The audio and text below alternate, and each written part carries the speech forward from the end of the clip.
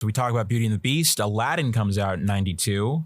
We were talking about that previously with Robin Williams, that whole fiasco that happened where like they were trying to get him to like drop out of Fern Gully and didn't end up working. But an interesting fact about Aladdin that most people don't know, at the time before this, you had a couple exceptions with some movies, but for the most part, Disney Disney voice actors up to that point, for the most part in animated films in general, were just done by just like I guess you could call them like not like the highest tier actors, like maybe like people that you wouldn't like know that well. Like you'd have to go like, oh really? Oh, I didn't know they did the voice for that. Yeah. But Aladdin with Robin Williams was the first time that people were like had like a recognizable voice, and Disney decided to market like the hell out of that. Like they really just went over the top of just like Robin Williams, and then they would like include like footage of him like in the recording booth while he was recording, stuff like that.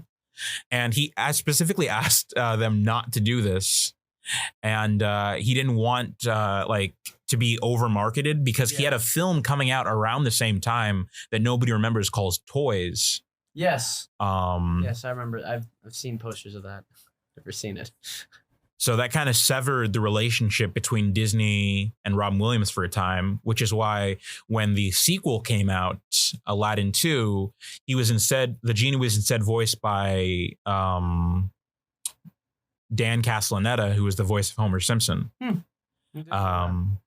Later on, they did like a big apology tour with him, and he came back for the third one. Prince of Thieves, I think. Aladdin, Prince of Thieves. Yeah.